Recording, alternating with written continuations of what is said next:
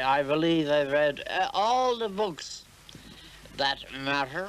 I speak, or at least I read all the languages, and I'm an extremely intellectual character. Is that why you're afraid of Jesuits? No, not at all. That's why everybody regards me as a gutty. I am a gutty in the sense that I'm one of the vulgars. I'm one of the plain people of Ireland. The world is divided into two classes, invalids and nurses. I'm a nurse. How do you make out you're a nurse and not an invalid? I'm a nurse in the sense that in my plays and in my book, I try to show the world to a certain extent what's the matter with it. I just like talking about myself in a direct way. The self is only interesting as an illustration. For some strange reason, whenever we talk about our personal lives, it turns out to be both irrelevant and untrue. Even when the facts are right, the mood is wrong. English commercial publishers and newspapers are mad for personal data, especially about people from Ireland. They love Irishmen.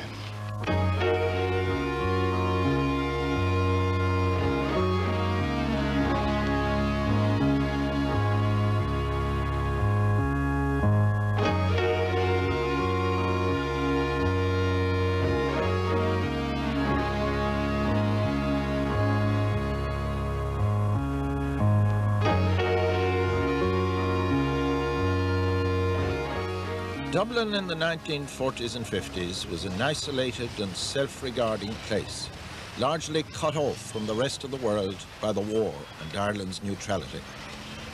It was a capital city, but no bigger than many provincial centres in larger countries. And though drink played a very large part in the life of its citizens, its official morality was narrow and puritanical. Its literary life was cosy and complacent.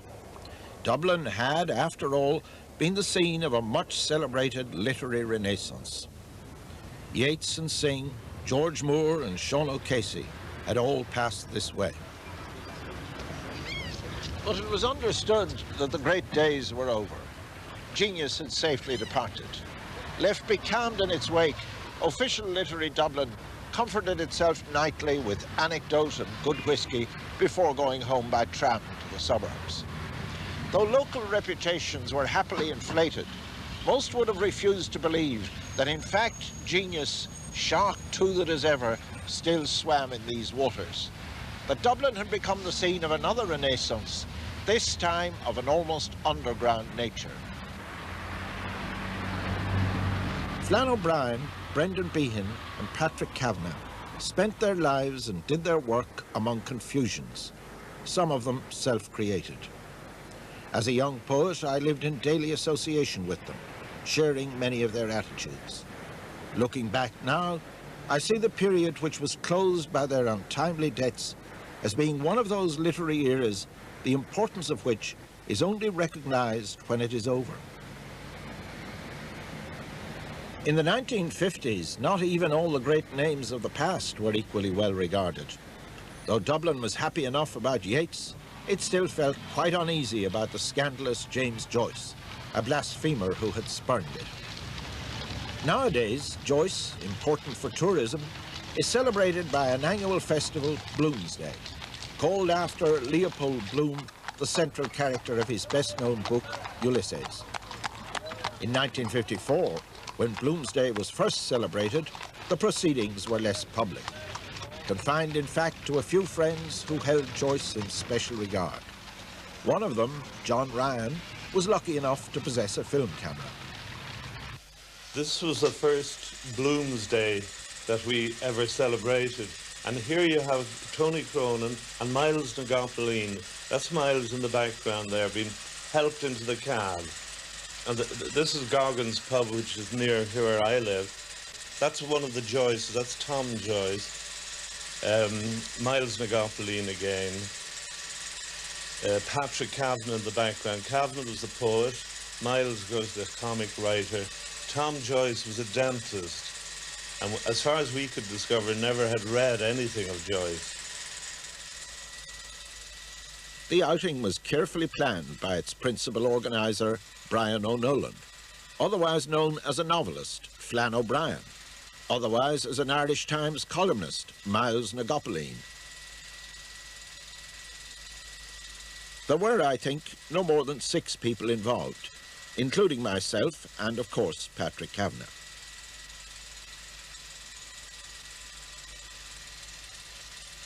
Brendan Behan, viewed by Patrick Kavanagh as a reprehensible figure, was not invited to take part. All the participants represented one or other aspect of Joyce's great book, Ulysses. The critic, A.J. Leventhal, being Jewish, represented Bloom. I, as a young poet, was his surrogate offspring, Stephen. Miles stood in for the ordinary Dubliners of the story. Kavanagh was Homer, present as an inspiration throughout. We were to retrace the route of the funeral procession, the descent into Hades, with which Bloom's adventures begin, with a stop-off at Sandymount Strand. But by the time we reached the Strand, things had begun to get rather disorganised. Miles had had what used to be called a brilliant career at University College Dublin, where he was the much-admired prodigy of a rather literary generation. Shortly after leaving, he published a book of amazing virtuosity, At Swim Two Birds, which dealt with the novel as a form in a nihilistic and destructive way.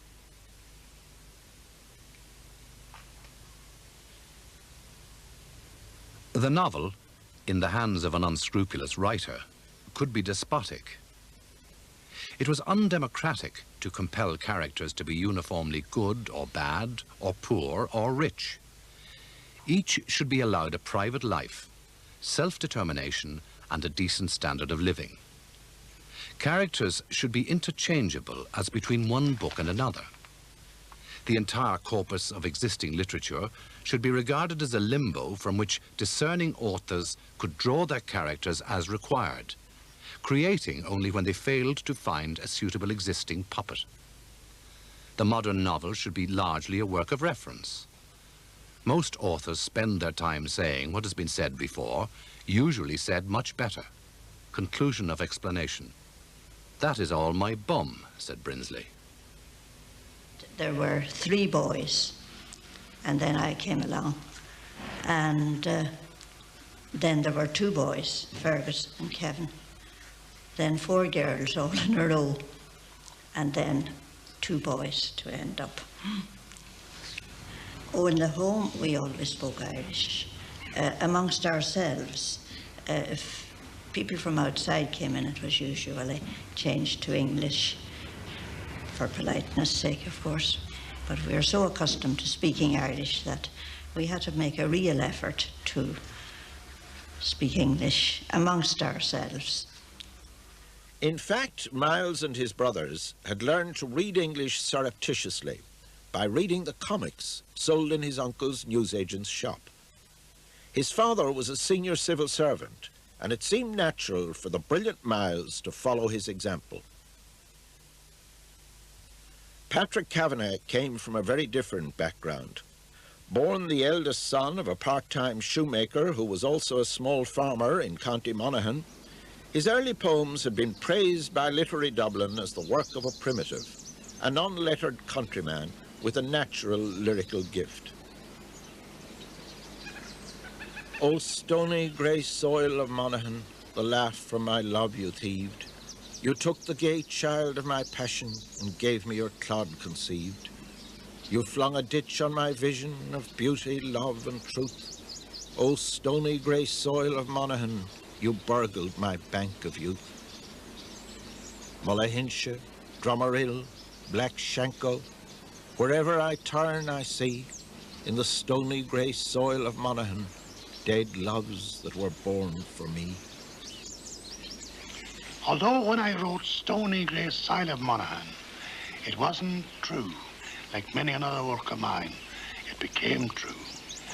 Yet I was only about 30 when I wrote that. And of course I was wrong.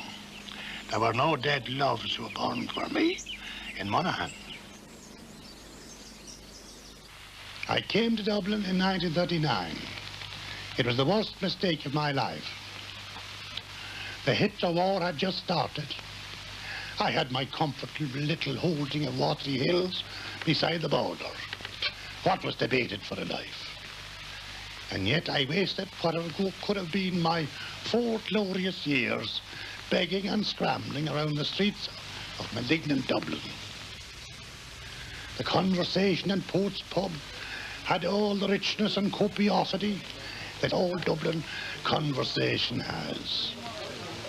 To me, even then, it was tiresome drivel between journalists and civil servants. And of course they thought so much of poetry, they didn't believe in the poet hating.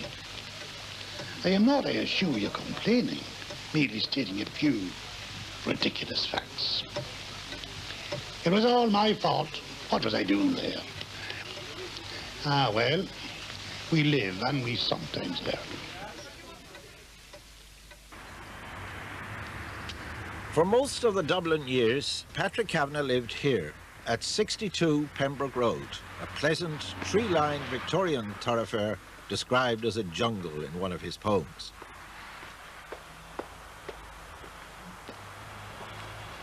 He lived here defensively, with a driving mirror affixed inside the big window on the first floor, so that he could see who was ringing his bell. In case the electricity supply board tried to cut him off for non-payment of bills or other unwanted calamities befell him. It was a mark of intimacy to be admitted here for whatever reason. I first came in, I think, 1950, and saw for the first time the battered sofa, the yellowing old newspapers and bits of discarded typescript that littered the floor, the tea leaves in the bath, the mountain of ash that spilled out of the grate.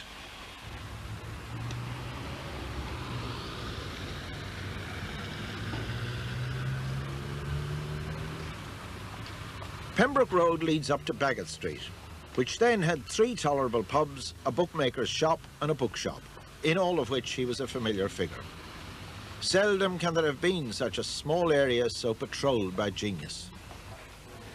He would stroll up to the Waterloo Lounge every morning around 11:30 for his first drink of the day, hopefully a whisky, over which he would read and discard the morning papers. One difficulty about the Waterloo, though, was that he might meet Brendan Behan there, for from the earliest days of their acquaintance he had taken against Behan, and would nearly always flee when he saw him approach. Needless to say, Brendan often reciprocated, with choice terms of abuse flung hoarsely after Paddy's broad retreating back. A hungry feeling came on me stealing, and the mice they were squealing in my prison cell.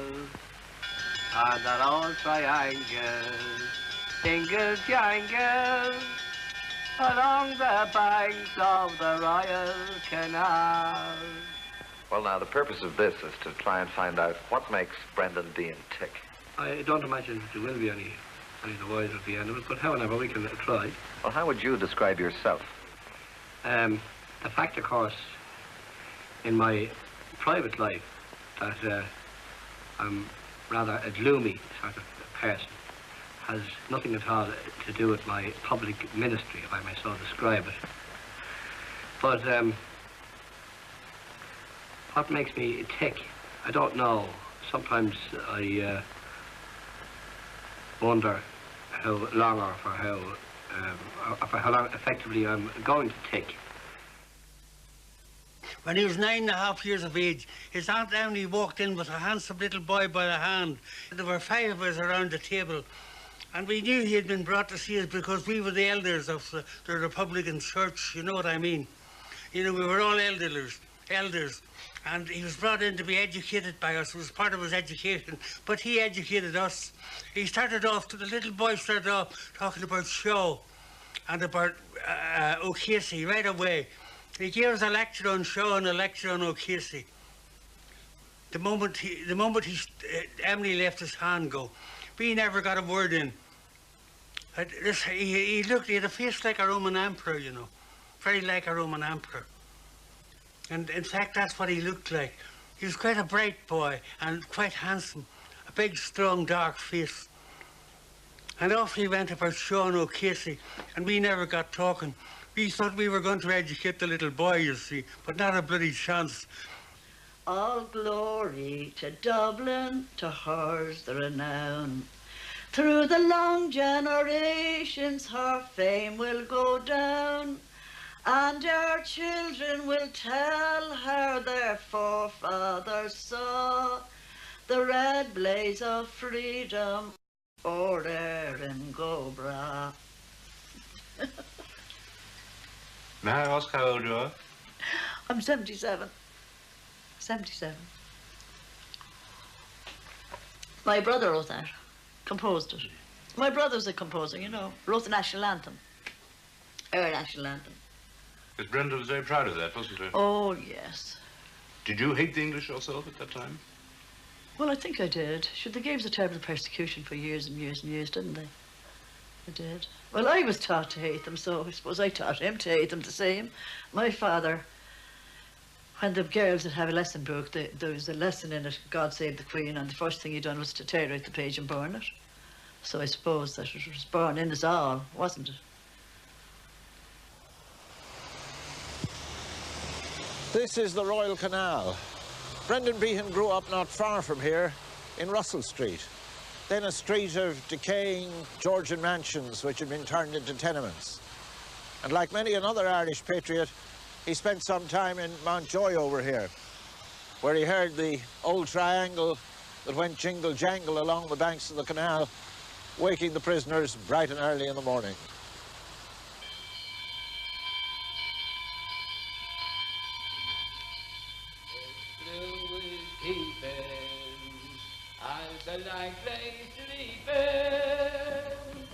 Hey, you there! The screw is listening as well as peeping, and you'll be bloody well weeping if you don't give over your movement. If I go down there, I'll give you something to sing about. B-wing, wings 2, 3, and 1. Stand to your doors.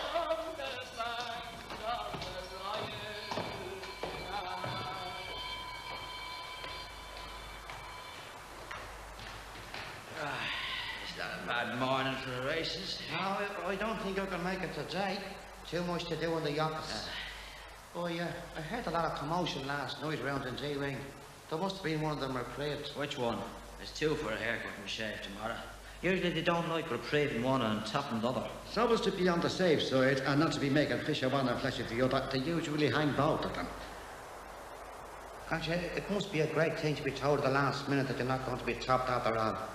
To be lying there sweating and watching. The 2 screwers with that death watch coming on at 12 o'clock and the 2 going off shaking hands with you. And you go to bed and stare up at the ceiling. And you lie down, get up and lie down. And the 2 screws not letting on to be minding you and not taking their eyes off you for 1/2 minute. I got on to morning, you hear a bell out in the city and you ask them the time, but they won't tell you. And then the door is unlocked and everyone sweats blood. And they come in and ask your man to stand up a minute, that's if he's able, while they read him something.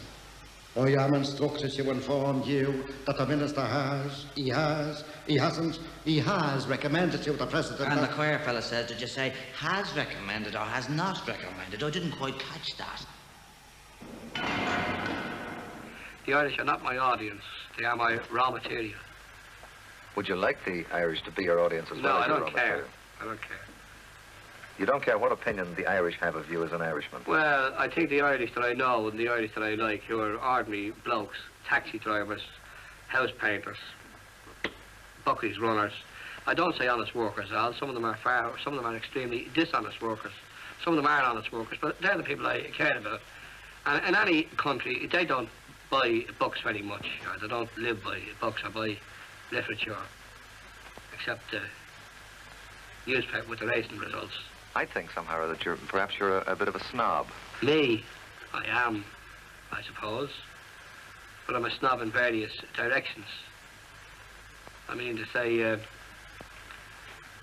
the only people that I don't, the people that I don't like here are the theatre-going public, and the sort of what passes for society. You know, they don't like me, so there's no love lost. When I knew him, he was young and he sang with a beautiful voice, lovely voice, and was terribly funny, full of wit, full of humour. Nothing ever escaped his attention. I had a poem of his in the magazine called Three Lonelinesses, and I remember one was the loneliness of hearing a train whistle at night when you'd be in prison yourself. That was one example. Another example was the taste of a blackberry that you'd taken off the branch of a tree in October, say. And I can't think of what the third one was.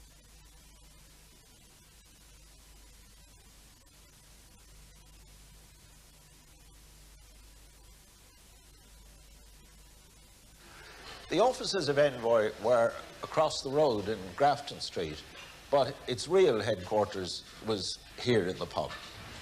Through its agency, MacDaid's, which had hitherto been a sort of bohemian hangout, became a literary, or I suppose you might say, anti-literary pub.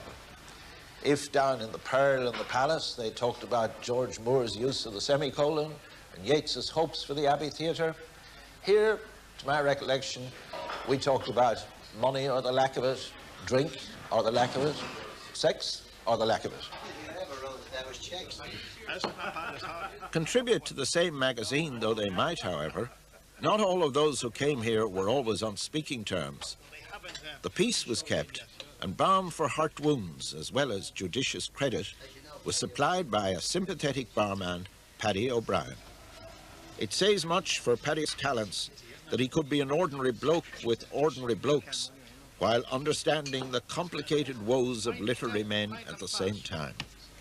Miles now, he drank mostly all gold label. Drink an odd pint, but mostly gold label. And you bring home a bottle, as I told you, every day. And Paddy Kavanagh drank pints, whiskey, gin, vodka, you name it. Drank everything.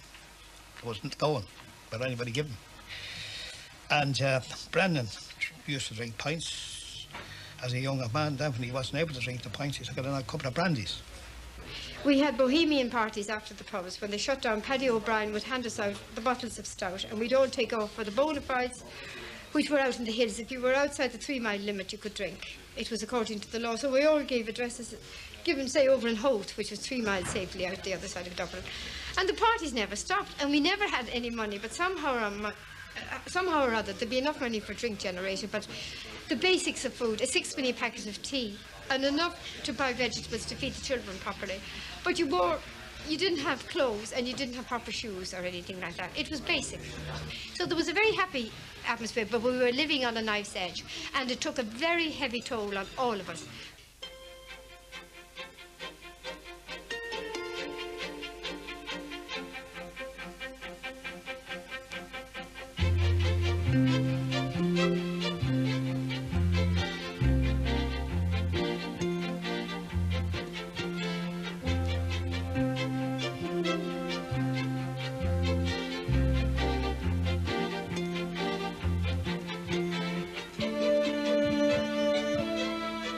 For people who lived their lives largely in the pub, there was, of course, a problem about closing time.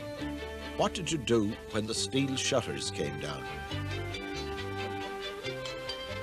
To some extent, that problem was solved for me because I lived in the since-famous Catacombs, the basement of an elegant Georgian mansion in Fitzwilliam Place. The Catacombs has featured in many novels and reminiscences since. In a recent book I read, there was even a mention of orgies. Alas, no.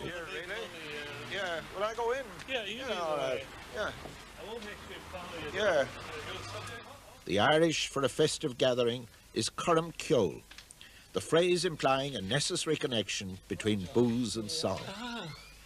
That was mostly what we had in the Catacombs, nightly, until the very last singer joined his or her audience in sleep.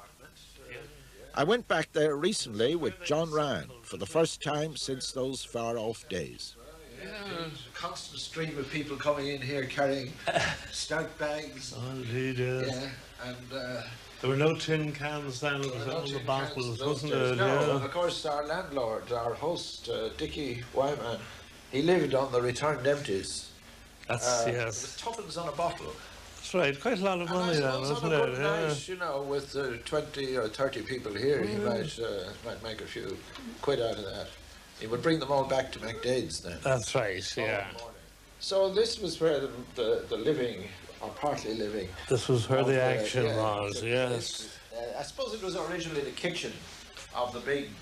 I remember the big fireplace or cooking apparatus. It was an Aga cooker, and about which Brandon made one of his jokes about don't sit on the Aga, Granny. You're getting too old to be riding the rain.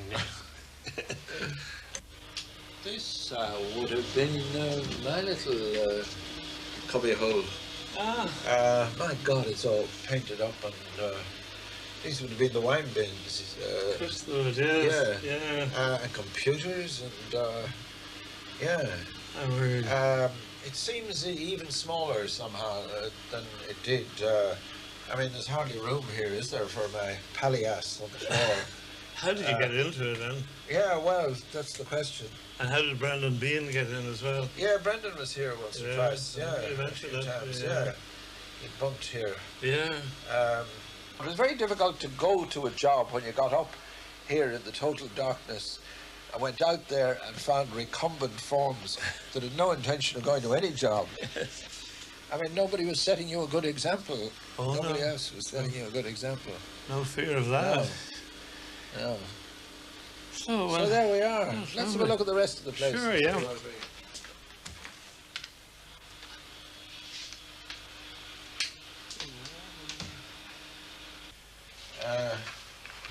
This was the master bedroom, wasn't it?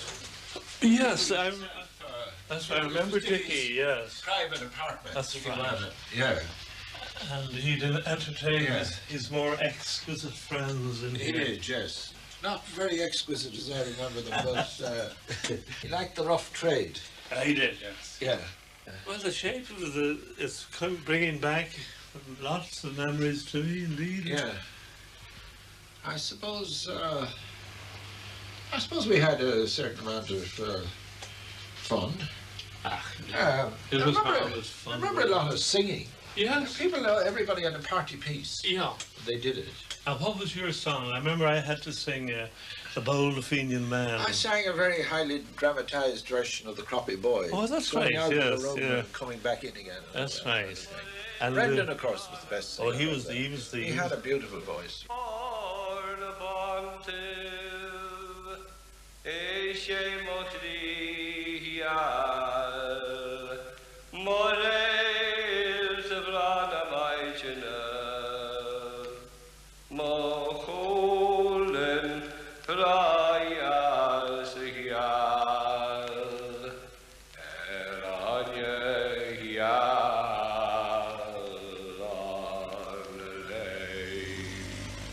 He sang for me in the early days of courtship. He sang out in a little bar out in this place called the Strawberry Beds in the banks of Liffey. And he sang the Coolin, which is an Irish song out there. He sang it on my wedding day as well. He sang it in Kildare Street.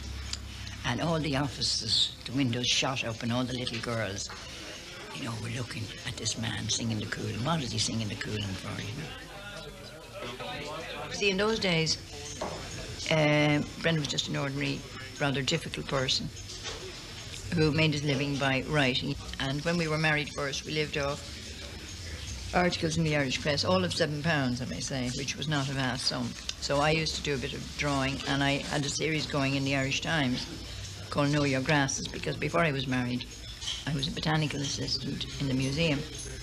So between the two of us, but you see, there was no problem then, because he wasn't a celebrity. So we were just two ordinary people, and those were, in some ways, the best time when we'd come in here or into the other pubs, or, you know.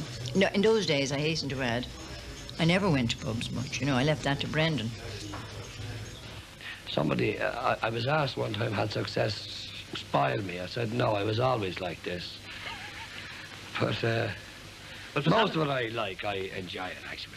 For somebody who doesn't like being interviewed, you have given an awful number of interviews, or at least you've been quoted. I think people generally like being interviewed, and I think they like sort of attention, and they they mightn't feel so hot at the time for various reasons, into which we shall not go, Derek, at the moment. Does the extra security mean nothing to you? It's changed our way of life in that I suppose I go to better beds, but I sleep less well. Since 1939, Miles Nagopoline's column in the Irish Times, Crushkeen Lawn, had been an essential part of life for intellectual Dubliners. Its humour became their humour. Its mode of response to many sorts of situation became their mode of response. Its dialogue fed back into the world about it, so that it became difficult to know whether some people naturally spoke in a particular manner or were only doing it because that was how some character in the column spoke. By now, the columnist Miles Nagopoline had supplanted the novelist Flann O'Brien and had even taken over from Brian O'Nolan. Irish Times, Crushkeen Lawn, by Miles Nagopoline, The Gaelic. A lady lecturing recently on the Irish language drew attention to the fact, I mentioned it myself as long ago as 1925, that while the average English speaker gets along with a mere 400 words, the Irish-speaking peasant uses 4,000. Considering what most English speakers can achieve with their tiny fund of noises, it is a nice speculation to what extremity one would be reduced if one were locked up for a day with an Irish-speaking bore and bereft of all means of committing murder or suicide. I used to have to deal with his copy when it came into the office in the Irish Times, and I was delighted and entranced by the clarity and simplicity of the prose. It was as clear as gin, beautiful. And punctuation, everything. Of course, nobody would presume to sub-edit Miles. My job was to read it for legal trouble, you know. Had he gone over the top? Sometimes you didn't know, and sometimes you knew damn well. I think he sweated blood over the things because he must have rewritten and rewritten them, because they were always, in the long run, perfectly typed. Sometimes he would make a small change, again in his own funny broad handwriting, always in a Parker pen and with black ink. I think he must have worked over. He was very conscious. He was a very conscious artist in a sense, you know, because he really wrote what he heard. He had an interior ear for dialogue and all that. He had the sort of Joycean ear for Dublinese and so on. And it must go in a certain way. A redundant comma would spoil it. And if that redundant comma got in, he was very upset.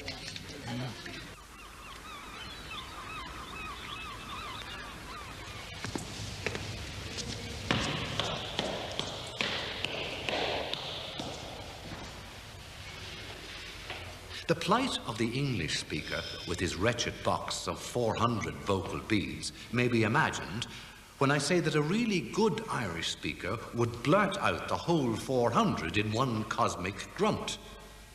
In Donegal, there are native speakers who know so many million words that it is a matter of pride with them never to use the same word twice in a lifetime.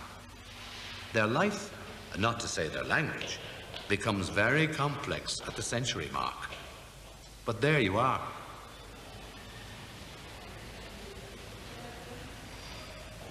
Although Miles Nagopoline enjoyed a considerable celebrity, Brian O'Nolan still spent his days here in the Custom House as a civil servant in the Department of Local Government. He had thoughts of being a professional writer, even of making what he called big money out of a book. But there was no tradition of professional writing in Dublin. Most of the literary men in the Pearl and the Palace had respectable jobs, and there was a strong streak of respectability in himself. when he put his mind to it, he was could have been a very good civil servant indeed. But of course he had, as we say in this country, the little weakness, and that interfered very much with his concentration on the job. He had one of the skills a civil servant ought to have, I think, is the capacity of getting on easily with people. And on the whole, there's a very high level of courtesy in the civil service here. But he was not easy to get on with in that respect.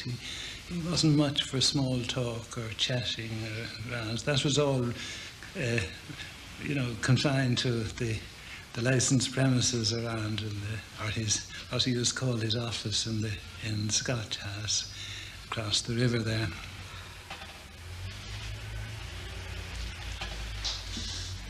Thank you.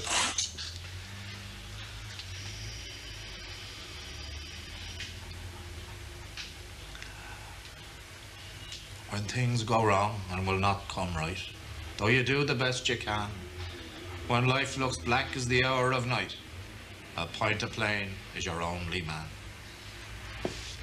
When money's tight and hard to get, and your horse is also ran, when all you have is a heap of debt, a pint of plain is your only man.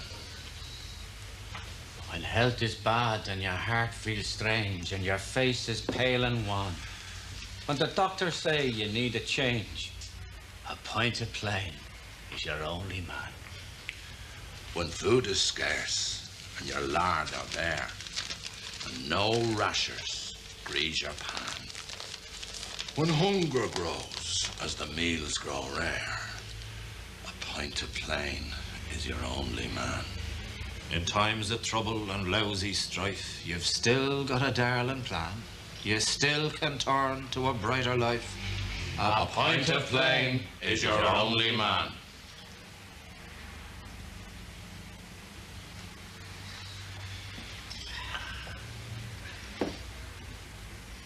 He asked me out a few times. Well, I didn't put any pass on that. I was well used to going out with people and having a livelier time than I would have with him. In fact, I loved dancing and all that kind of thing, and I had men that I could go with. But he didn't go in for that at all. He would always want supper and a few drinks and that kind of quieter life, you know. He asked me to marry him about the second or third time I was out with him, though I knew him in the office, but that was only through work, and we weren't in the same room or anything. He had an old car at the time, and we'd go off out to Wicklow or somewhere and have a meal, and he'd have a few drinks, and I'd be left home in the most respectable way, etc., with a laugh. I knew he took drink, but I didn't know it was the disease it is that I know all about today, you know. Although Kavanagh, unlike Miles, was a supposed freelance writer, and although he had freed himself from the sort of bourgeois respectability which still dogged Miles's days, he certainly did not live in any sort of an ivory tower. I lived in Pembroke Road for about 17 years, but I have no love for that place today. For it was in that area that I starred and experienced the double face of Dublin. But I also knew much pleasure sitting on the steps and talking to the neighbours and the children. If ever you go to Dublin town in 100 years or so, inquire for me in Bagot Street and what I was like to know. On Pembroke Road, look out for my ghost, dishevelled with shoes untied, playing through the railings with little children whose children have long since died. For many years, indeed, I was a familiar feature or fixture of the scene around Bagot Street Bridge, fluctuating between the steps facing Bagot Street Hospital, Parsons Bookshop, and leading over the bridge itself. If ever you go to Dublin town in 100 years or so, inquire for me in Bagot Street, and what I was like to know. You want to know about Paddy Kavanagh? He was a very noted character in the area, of course, and he was known in most of the shops and most of the pubs in the area. But this seemed to be his local, that he came here every morning about 11:30, had his few drinks and read his papers, and mostly on his own, drank on his own. Well, I used to often meet him here in the morning times and things like that when I was going to work. And I found him a jolly type of man. But sometimes he'd be in bad humour, you know, but you have to take him as you met him, you know what I mean? But Paddy Kavanagh, I thought he was a dirty old man. He used to be hawking and spitting and coughing, and then he'd spit out a dirty old yellow spit. He's quite pleasant, actually. Used to buy meat and rashers and sausages and stuff like that, you know. He was well known around the area. I didn't know him when he started coming in first, like, you know, then got to know him. Quite a pleasant man. Well, we weren't great friends, I might add. That he was a genius, no doubt, had great admiration for his work, but, you know, as the man himself, he wasn't all that nice. Very abrupt and, you know, and insult you up to the eyes. So there you are. As you want to know about Patrick Kavanagh, well, I knew him very well. We worked for him. And he also was able to repair shoes himself. But I found him to be, it was very hard to put into words how one would assess him. A very funny, not a funny comical character, but a funny type of person to understand. But there again, I suppose all these type of people are poets and so forth. They're supposed to be eccentric. Poverty is a mental condition. You hear of men and women who have chosen poverty, but you cannot choose poverty. Poverty has nothing to do with eating your fill today. It is anxiety about what's going to happen next week. The cliché poverty that you get in the working class novel or play is a formula.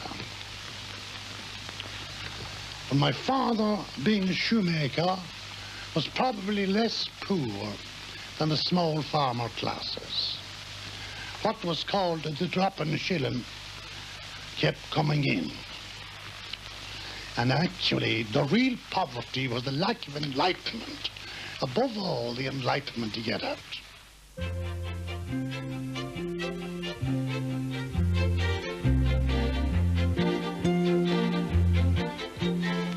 In spite of the spaciousness of its streets and its apparent air of leisure and ease, Dublin in the 1950s was a claustrophobic and constricting place, where everybody knew everybody else, took a great interest in their success or failure, and wished them, on the whole, anything but well.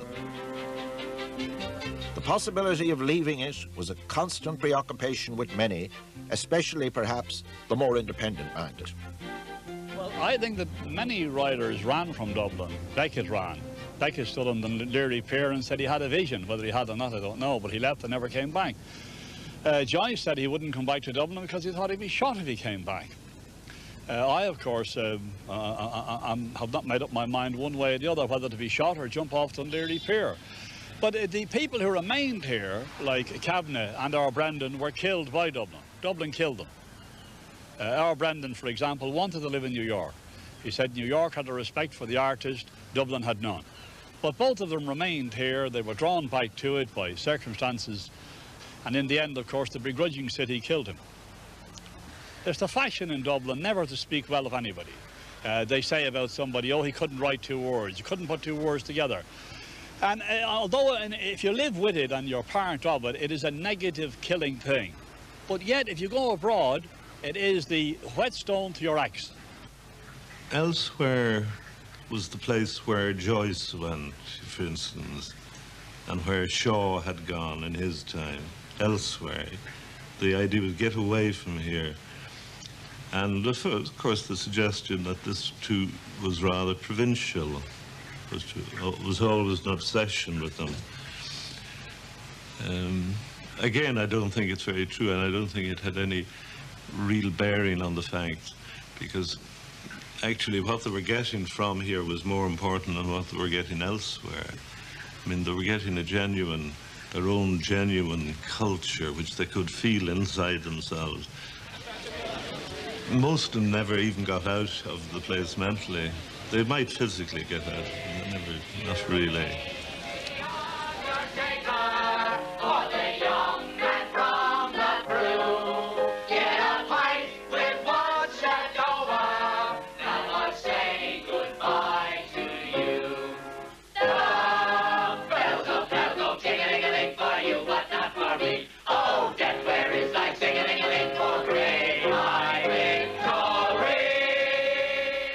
Fame, as it advanced to meet Brendan Behan in the late 1950s, was on a staggering scale. Perhaps the simplest thing to say is that it overwhelmed him. There was an exhibitionist side to his nature, which those who manipulated the fame-making apparatus happily exploited, and his misery, for one can only call it that, was increased by the knowledge that he was famous for the wrong reasons. You've appeared on television, quote, drunk, unquote, and it's your own quote at that. You didn't feel, for instance, ashamed of this? Why should I feel ashamed of it? I was on some, this old nonsensical box they're putting at the moment might seem wonderful or marvellous to you. It's not all that marvellous to me. I mean, I don't consider that I'm at Mass or something when I'm on this thing. At what? I don't consider that I'm at Mass or something like that when I'm on this thing. After all, it's only it passes the time for somebody. Yes. As a matter of fact, if I had me way, I wouldn't be looking at myself on this. But that if I was somebody but myself and I had the offer to look at myself or go for a walk around the block, or perhaps down to the corner, you know what that means. I'd probably go down and walk down to the corner. Well, it seems to me that you've gone down to the corner once too often. And to put it mildly, Brendan, you don't appear at your best on television when you've got 1 over the 8. Does this not make you feel embarrassed? I'm embarrassed being there at all. I'm embarrassed now and I haven't 1 over the 8. I haven't even 1 over the 7. Do you believe in God? Are you afraid of death? Are you afraid of libel suits? How do you think this rather parochial book of yours will sell in London? Why did you set your new book in Dorky? Well, mainly because I think it's a very pretty, nice, compact little town. I liked it. I lived there once. Why did you leave it? Well, my landlady came to the end of her patience.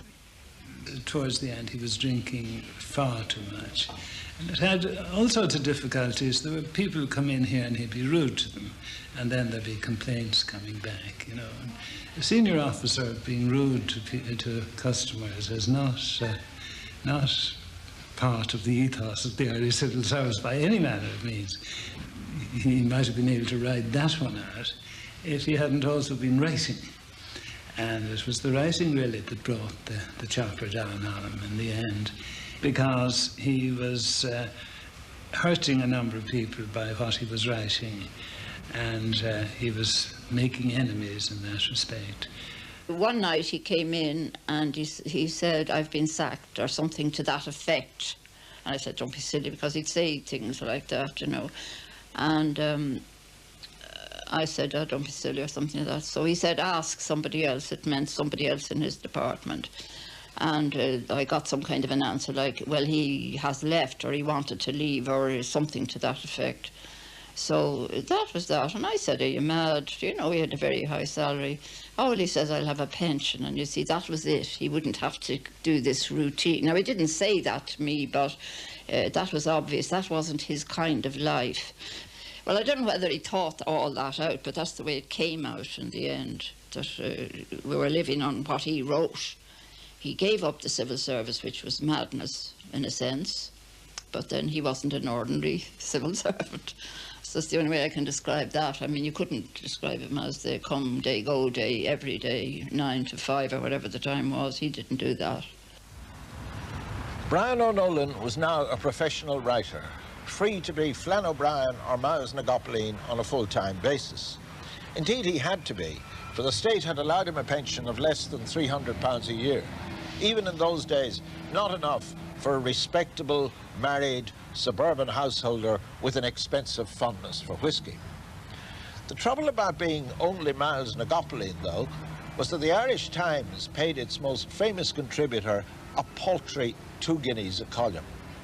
Of course, he could always write novels. Or could he? It takes a good deal of sheer physical stamina to write a book, and even apart from his drinking, he was not in good health. Besides this, there was the strain of the column, and since he couldn't live on that, he used up his talent by writing allegedly humorous pieces for whatever journal would take them. His confidence in his novel-writing abilities had been considerably shaken by the rejection of his second novel, The Third Policeman. This would be hailed after his death as a masterpiece, but the typescript had been gathering dust on a shelf for years now. Where books were concerned, he was inclined to talk them out in advance.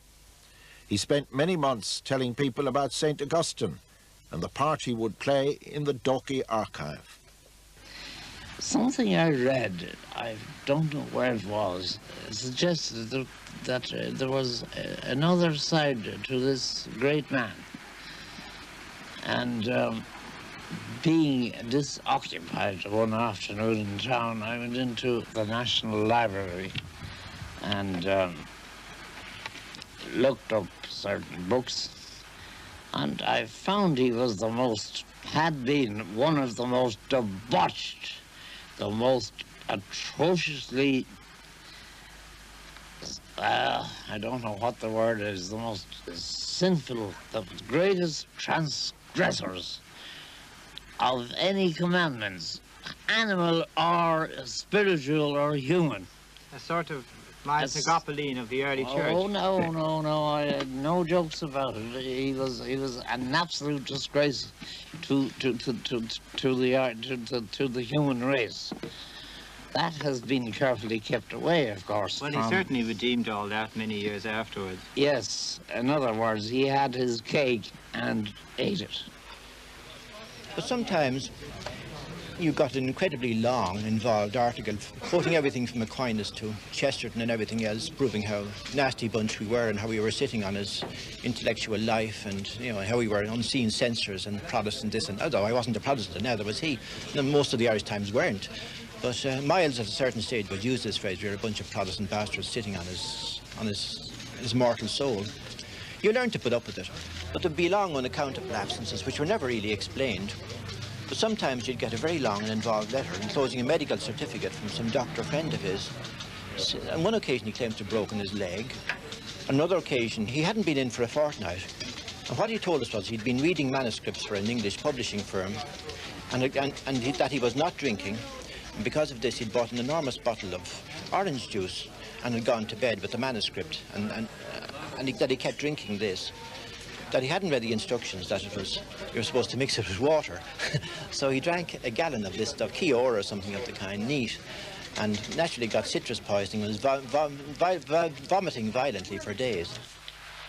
On a Raglan road, on an autumn day, I met her first and knew that her dark hair could weave a snare that I might one day rue.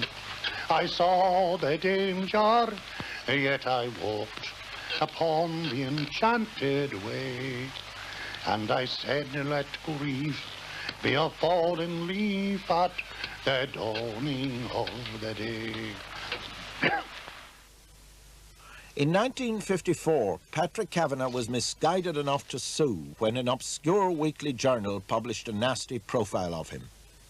One of the most astonishing things about the action was the amount of space it got in the Irish newspapers. He was 3 days in the witness box. Presumably to show what bad company he kept, he was asked if he knew Brendan Behan. His denials were passionate.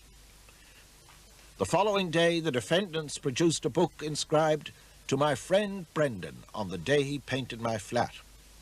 It was perhaps the only amicable day's converse they ever had, but the jury were not to know that. From now on, Kavanagh was the defendant.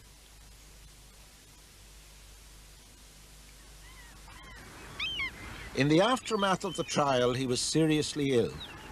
When he came out of hospital, he spent many of the days of a beautiful summer lying on the banks of the Grand Canal. And it was there that what he described as a rebirth took place. Lazing there by the cool waters, he was, as I've said before, reborn, born for the first time. Oh, commemorate me where there is water, canal water preferably, so stilly, greeny at the heart of summer. Brother, commemorate me thus beautifully, where by a loch Niagarously roars the falls for those who sit in the tremendous silence of mid-July. No one will speak in prose who finds his way to these Parnassian islands. A swan goes by, head low, with many apologies. Fantastic light looks through the eyes of bridges.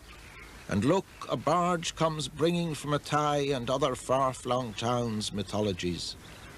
Oh, commemorate me with no hero courageous tomb, just a canal bank seat for the passer-by.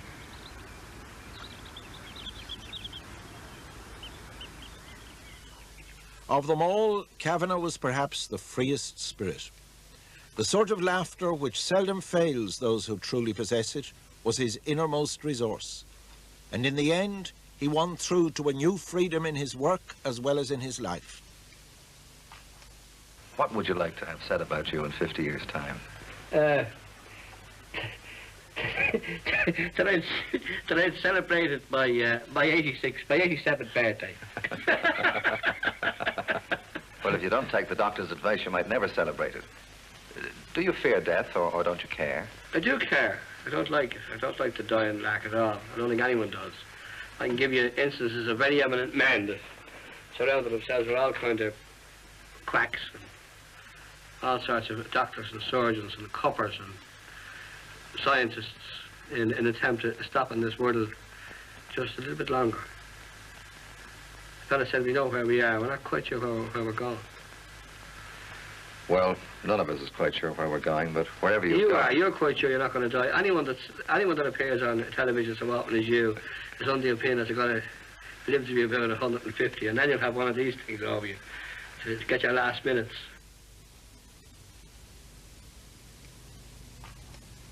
Brendan Behan's death is the triumph over the irrepressible by the irreplaceable. He was, in fact, much more a player than a playwright. And to use a Dublin saying, he was as good as a play. A delightful rowdy, a wit, a man of action in many dangerous undertakings where he thought his duty lay, a reckless drinker, a fearsome denouncer of humbug and pretense. How does Dublin take his tragic departure? I know it is only foolishness in my own head, but the streets seem strangely silent.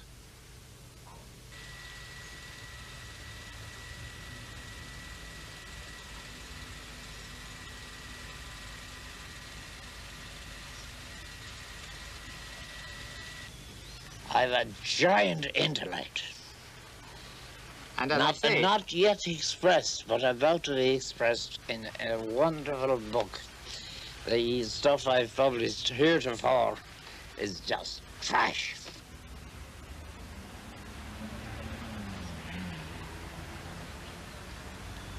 And so an era came to an end. I do not for one moment believe that it will be the last era when figures whose importance is only partly, if at all, recognised walk the streets of Dublin. We might even be living through one now. 'Tis 50 long years since I saw the moon beaming on brave manly forums and eyes with hope gleaming.